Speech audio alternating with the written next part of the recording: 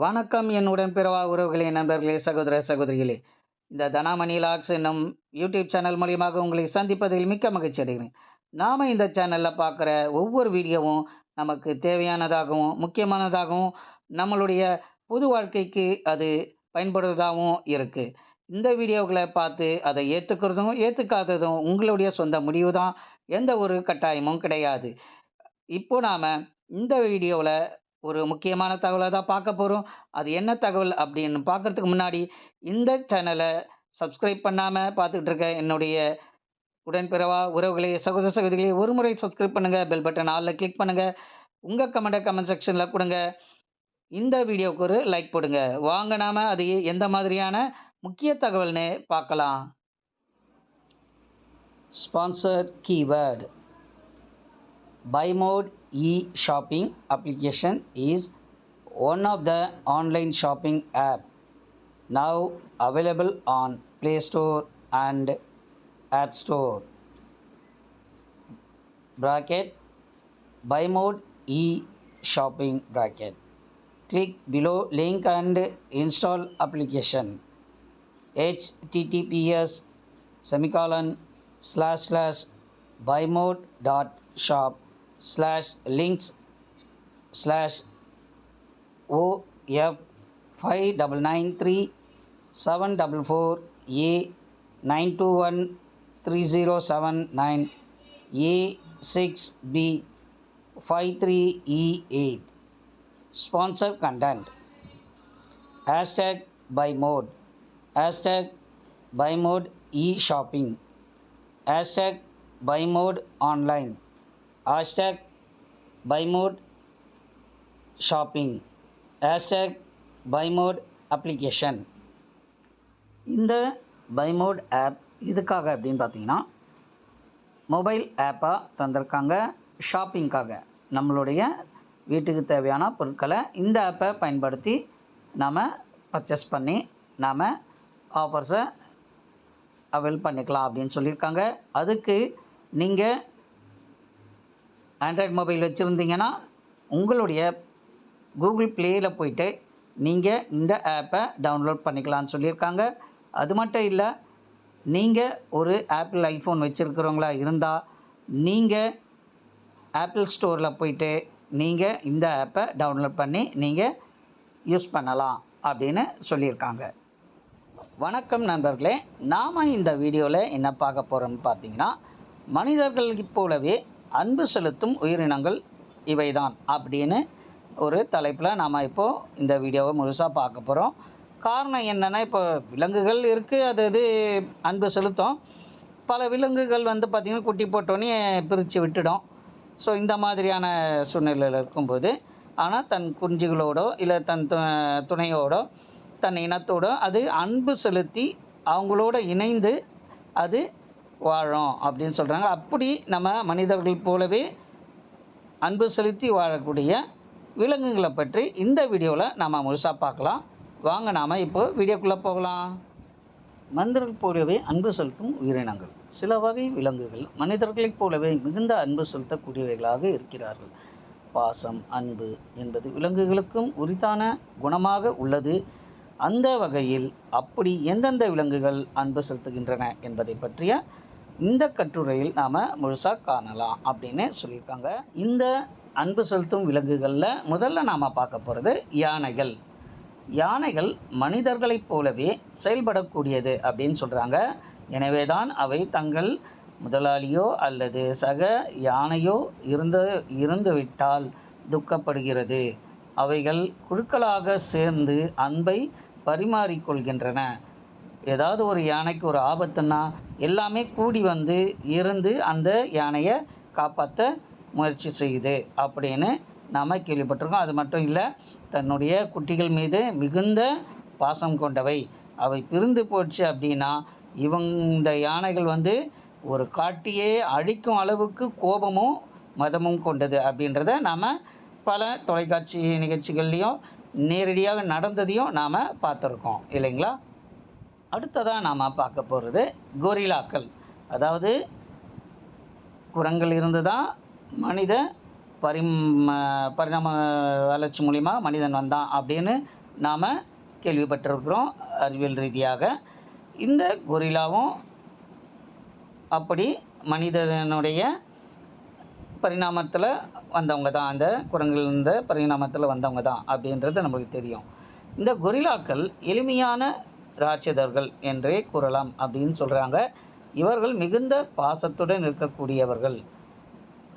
இவைகள் ஒன்றோடொன்று பிணைப்பை ஏற்படுத்துகிறது. கட்டிப்பிடிப்பது, கைகளை பிடித்து கொள்வது, கூட்டாளிகளுடன் இணைந்து செயல்படுவது போன்ற அன்பு செலுத்தும் வகையான செயல்பாடுகளில் இவைகள் செயல்படுகின்றன அப்படின்னு சொல்கிறாங்க. இதிலேருந்து தான் நம்ம வந்தோம். அப்படின்னும்போது நம்ம இப்போ இருக்கிற இந்த அன்பு செலுத்தும் வகையான செயல்பாடுகள் அவங்களுக்கு கண்டிப்பாக இருக்கும் இல்லைங்களா, பேசிக்காக. ஏன்னா அவங்களேருந்து தான் நம்ம வந்தோம். நம்மளுடைய ஃபண்டமெண்டல் அவங்க தானே. அதனால் இந்த குரங்கு வகைகளை சேர்ந்த இந்த கொரில்லாக்கள் வந்து அதில் இன்னும் கொஞ்சம் அட்வான்ஸாக அவங்க இருக்கிறாங்க அப்படின்றத நாம் இதன் மூலிமா தெரிந்து கொள்ளலாம். மூன்றாவதாக நாம் எந்த உயிரினத்தை பார்க்க போகிறோம்னா நாய்களை பற்றி தான் பார்க்க போகிறோம். நாய்கள் தங்கள் அன்பை வெளிப்படுத்தும் போது மிகவும் சுறுசுறுப்பான வகைகளாக செயல்படுகின்றன அப்படின்னு சொல்கிறாங்க. அது மட்டும் இல்லை, வாய்களை அசைத்து முகத்தை நக்கும் பல விஷயங்களை செய்கிறது. அன்பு செலுத்துவதற்கான ஒரு அறிகுறியாக அது செயல்படுது அப்படின்னு சொல்கிறாங்க. இவைகள் மனிதர்களையும் மற்றும் மற்ற விலங்குகளுடன் நட்பாக பழகும் தன்மை கொண்டவை அப்படின்னு சொல்கிறாங்க. இது நமக்கு நம்மளுடைய வாழ்வாதாரத்தோட மிகவும் ஒன்றிய ஒரு உயிரினமாக இருக்குது அப்படின்றது நமக்கு தெரியும். நான்காவதாக நம்ம பார்க்க போகிற உயிரினம் பெங்குவின்கள். இந்த பெங்குவின்கள் தங்கள் வாழ்நாள் முழுவதும் ஒரே காதல் துணைவை கொண்டு வாழ்கின்றன அப்படின்றத நாம் இதன் மூலயமா தெரிஞ்சுக்க முடியுது. ஒன்றாக நடந்து பனிப்பாலங்களை கடக்கின்றன. அவைகள் குழந்தை வளர்ப்பின் பொறுப்புகளையும் பகிர்ந்து கொள்கின்றன அப்படின்னு சொல்கிறேன். இப்போ மனிதனும் அப்படி தானே, அம்மா வீட்டிலேருந்து குழந்தைங்கள பார்த்துக்கிட்டாங்கன்னா அப்போ போய் சம்பாதிப்பார். ஸோ இவங்க ரெண்டு பேரும் பரஸ்பரமாக ஒரு மியூச்சுவல் அண்டர்ஸ்டாண்டிங்கில் இதை செயல்படுத்துகிறாங்க. அதே மாதிரி தான் இந்த பெங்குவின்லேயும் இருக்குது அப்படின்ற மாதிரி சொல்கிறாங்க. இந்த மாதிரி விஷயங்களை நாம் இது போல் நாம் தெரிந்து கொள்ள முடிகிறது. அடுத்ததான் நாம் பார்க்க போகிறது கிப்பன்கள் அப்படின்னு சொல்கிற ஒரு குரங்கினத்தை. அதாவது நாம் இப்போ பார்க்க போகிறது நம்மளுடைய இந்த குரங்கினங்களில் ஒன்றை தான் நம்ம பார்க்க போகிறோம்.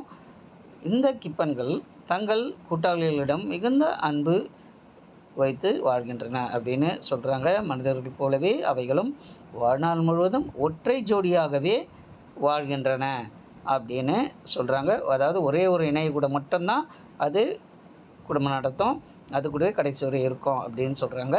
இவைகள் ஒருவருக்கொருவர் வலுவான பிணைப்பை கொண்டுள்ளது அப்படின்னு சொல்கிறாங்க. அதாவது மியூச்சுவல் அண்டர்ஸ்டாண்டிங் மாதிரி. இப்போ ஏற்கனவே நம்ம சொன்ன மாதிரி இப்போது ஒரு கணவனுக்கும் மனைவிக்கும் ஒரு மியூச்சுவல் அண்டர்ஸ்டாண்டிங் எப்படி இருக்கோ, ஒரு குடும்பத்தில் எப்படி விட்டு கொடுத்து அவர்கள் வாழ்கிறார்களோ அதே மாதிரி இது ரெண்டுமே வந்து பார்த்திங்கன்னா ஆணும் பெண்ணும் ஒருவருக்கொருவர் புரிந்து கொண்டு அண்டர்ஸ்டாண்ட் பண்ணி வாழுது மனிதர்கள் போலவே அப்படின்னு இதன் மூலயமா நாம் தெரிந்து கொள்ள முடிகிறது. அடுத்ததான் நாம் பார்க்க போகிறது ஸ்வான்கள். இது ஒரு பறவை இனத்தை சேர்ந்த ஒரு உயிரினம். இந்த ஸ்வான்கள் எப்பொழுதும் அன்பின் சின்னமாக பார்க்கப்படுகிறது அப்படின்னு சொல்கிறாங்க. அதனால் நிறைய வீட்டில் ஸ்வான்கள் சிலைகள் வைக்கப்படுகிறது அப்படின்னு சொல்கிறாங்க. ஒரு ஜோடியாக வந்து ஒரு சிலர் வந்து கிஃப்டாக தர்றதுக்கான ஒரு வாய்ப்புகள் இருக்குது. சிலர் வீட்டில் இதை வந்து ஒரு அன்பின் சின்னமாகவும் இதை வந்து வச்சுருக்கிறாங்க அப்படின்னு சொல்கிறாங்க. அன்பின் வடிவில் ஒன்றை ஒன்று முத்தமிட்டு வாழ்நாள் முழுவதும் ஒரு துணையை தேர்ந்தெடுக்கிறது அப்படின்னு சொல்கிறாங்க. ஸோ இதோட இணைப்பு, இதோட பரஸ்பரம், இதோட அன்பு வெளிப்படுத்துகிற விதம்லாம் வந்து பார்த்திங்கன்னா மனிதர்களை ஒத்தியே இருக்குன்ற மாதிரி நாம் இதிலேருந்து தெரிந்து கொள்ள முடிகிறது. அடுத்ததாக நாம் பார்க்க போகிற உயிரினம் எதுன்னு பார்த்திங்கன்னா ஓநாய்கள். ஓநாய்கள் காடுகளில் விசுவாசமானதான ஒரு விலங்குகளாக இருக்குது அப்படின்னு சொல்கிறாங்க. இவை விசுவாசமானவை, அன்பானவை, குடும்பங்களை அச்சமின்றி பாதுகாக்கிறது. ஓநாய் துணை இருந்து விட்டால் பல மாதங்கள் துக்கத்திலேயே இருக்கும் அப்படின்னு சொல்கிறாங்க. அதாவது அதோட ஜோடி இறந்து விட்டால் அது பல மாதக்கணக்கில் அது சோகத்தில் துக்கத்தில் இருக்கும். சரியாக சாப்பிடாது, வேட்டையாடாது, எந்த ஒரு செயல்பாட்டிலையும் ஈடுபடாது அப்படின்னு சொல்கிறாங்க. ஸோ மனிதர்களும் இதை ஒற்று தானே இருக்காங்க. ஒரு கணவன் இருந்துட்டா மனைவி வந்து சில காலங்கள் வந்து ரொம்ப சோர்ந்து போய் ஒரு உடலில் இருந்த ஒரு உறுப்பு எடுத்துவிட்டால் எப்படி நம்ம பாதிக்கப்படும், அந்த மாதிரி ஒரு ஃபீலிங் இருக்குது. அதே மாதிரி தான் கணவனுக்கும் இல்லைங்களா? இப்படியா தான் இந்த மாதிரியே ஒரு அன்பொத்த ஒரு பிராணியாக இந்த ஓநாய்களும் இருக்குது அப்படின்னு சொல்கிறாங்க. அடுத்ததாக நம்ம பார்க்க போகிறது கடல்வாழ் உயிரினமான பிரெஞ்சு தேவதை மீன். இந்த பிரெஞ்சு தேவதை மீன் ஒருபோதும் பிரிந்து செல்லாமல் இருக்கக்கூடியது அப்படின்னு சொல்கிறாங்க. அதாவது தன்னுடைய துணையை வந்து பிரிந்து செல்லாமல் எப்பவுமே இரண்டுமே ஒன்றோடு ஒன்று பிணைந்து இவை ஒன்றாகவே பல இடங்களுக்கு செல்லக்கூடியவை அப்படின்னு சொல்கிறாங்க. இந்த 2 ஜோடி மீன்களும் எப்பொழுதும் அருகருகே நீந்துகின்றன.